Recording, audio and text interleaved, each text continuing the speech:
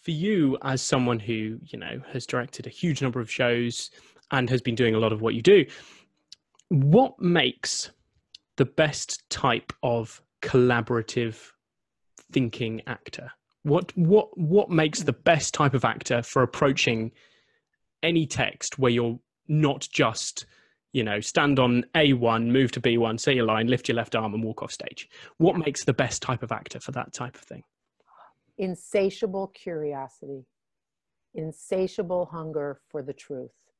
And if it means wrestling, I use the word wrestle a lot because I really love it. I think it's ferocious and it makes you want to understand. And so if an actor comes in with no choices, means they haven't given it any thought, they haven't connected or found their way in.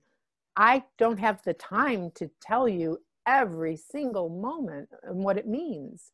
We have to navigate that together, and then you have to make some choices and allow me to massage them or shift them or offer a modifier to make the choice a little more meaningful. And it really comes down to that. Actors have to come in with a very well-stocked toolkit.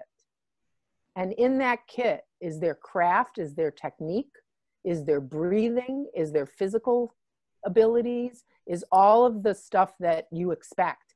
And then, if you look at a toolkit, it always has the tray and it's got the stuff on the bottom, and then you put the tray in and it's got all the little things, and then you close it up, right? So let's say the top of the tray is Meisner, Stanislavski, Martha Graham for modern, Chuck Kelly for tap and jazz, whatever, your whole toolkit of your training.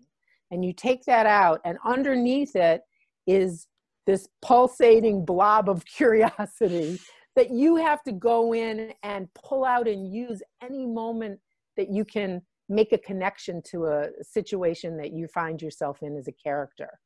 I mean, nobody in Fiddler on the Roof, especially when you're doing like the nightmare sequence, no one's a ghost. How do you play a ghost? You have to play a ghost from a place of reality, right? So you find something that connects you and you associate it, you substitute it. And if an actor doesn't come in with enough in that underneath part, it's a one-off. I'll work with you once because you weren't prepared. You didn't do your job. Maybe you sing great high notes, but in the rehearsal process, you weren't contributing. You weren't making choices. You weren't responding to the choices being given to you by your scene partners. So I want people that are really curious until the show closes and not complacent about it. Well, I know this, I'll just do it this way. No, we're doing it this way. We're not doing it that way. We're doing it this way. You need to jump on it and understand it and make it meaningful for yourself. I kind of feel theater is my everything. It's my religion. It's my social consciousness. It's my passion for humor and comical pratfalls, and whenever those things are appropriate, yeah, I want them in there. But the bottom line is I need actors who are truthful and authentic. And the only way they can be that is by enormous preparation. So if you come into my room and we've talked about the scene and how it's going to be and staging and this is your environment, I like to let my actors loose once they know where everything is and start developing their relationship. But if I find that they're not doing anything, then I have to pounce. I have to get in there and say, what are you doing? What are you playing? What do you want? In the professional world, I don't say, what's your objective? What's your obstacle? That's in your toolkit. You figured that out. And I will help you if we don't agree. If you say to me, well, I'm playing this objective, and I would be like, why are you playing that when you really need to do that? I can speak when it comes down to it, but in a moment when an actor walks in the room with a director, I think the actor has to be filled with choices and has given great thought to the character that they're playing, and hoping they're going to get some gentle prodding to help realize what those choices can do for the entire scene, affecting other people, affecting your environment. So I hope that answers it. I mean, I Absolutely really does. you can't be lazy. You have to be really active in wanting to know the answers and wanting to get through the journey. I think that's so important. And would you say it's why predominantly you have been a regional theatre director rather than a commercial theatre director, in that you encourage and you want your actors from day one to closing night to constantly be inventing and constant, and this isn't saying that commercial theatre is just a carbon copy every single night, No, but and it in a doesn't short mean, run like a lot of your shows have. It just means that once we've, we do, and I always use the great unfulfillment, we do freeze the show, call it bird's eye. That's a sort of a phrase that we use here. And on usually the night before opening night, the director says, okay, we're locked. This is it. This is the show we're doing. Your job as an actor is to invigorate those choices so that they're alive and fresh every night. Because if you come in saying, well, I already played that this way, I'm going to try it another way, that's not doing the work correctly. Doing the work correctly, and why actors need to be craftspeople as well, is that you have to have technique to allow you to do it 8 times a week or 7 times a week and be fresh in the moment and not look bored and not feel, distracted when it's not your turn to have the focus on you. So that's where the craft comes in, because there is going to be a, locking of the show and saying, this is what we're doing.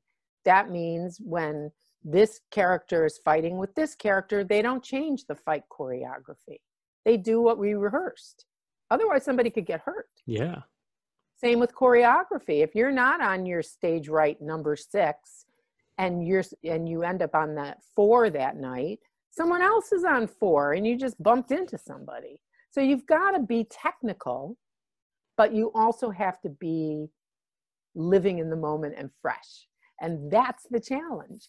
And, long runs are harder in that there's a balancing act that takes place. I did Seussical the musical for TheaterWorks USA, and I think I put out at least a dozen companies.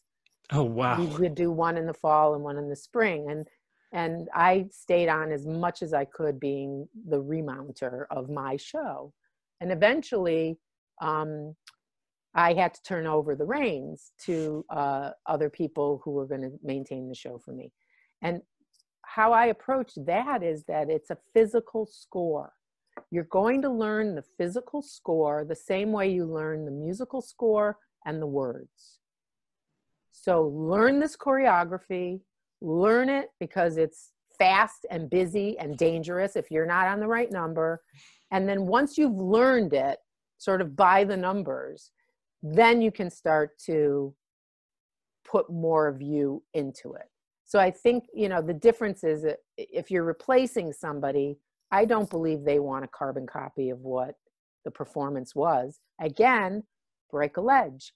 Come in, do the work in the physical score of the show, in the musical score of the show, in the text, but make it your own. But if Cat in the Hat is supposed to come over on your left side and decides that day they want to come from the right, that screws everybody up. So you can't change it. You have to live inside it and reinvigorate it and make it fresh every time you go out there. And I think that all of this is so important for, we've touched on a lot of things, a lot of stuff here for directors, a lot of stuff here for actors. And I think there's so much useful stuff here, not only in, from the perspective of breaking a legend, of approaching new text, but also just from the perspective of, actors approaching whatever stage in your career, approaching any text and going into any room for the first time, and kind of as you say, the toolkit you need to do this. And one of the here comes the plug, and obviously one of the things that you can do in preparation for that is obviously working with the director one-on-one, if it's for auditions, if it's just keeping up your just keeping your hand in, all that sort of stuff, maintaining your craft, maintaining your toolkit. And obviously we have sessions available with Marcia on Slow Coach, and in the coming months there will also be some masterclasses and things to look out for directors, for designers, talking about casting and all that sort of stuff. And hopefully you and I will get a chance to sit down again and we can talk about more, you know, your quite enormous back catalogue. Maybe one day we'll talk about Ragtime. That small little show you did just a little while ago. But this has been fantastic. Thank you so much, Marcia, for, you know, taking the time to it's my pleasure. Come and chat. And yeah, I mean, I love working with early career directors who want to figure out how do you go about starting. And I'm thrilled to work with actors because I would like to make them director proof in a way that's affectionate and respectful to my colleagues, because I want you to be the most full-bodied, ferocious, curious, exciting actors, even Zooming. You know, I think there are wonderful tools that we can work with that can help in that regard.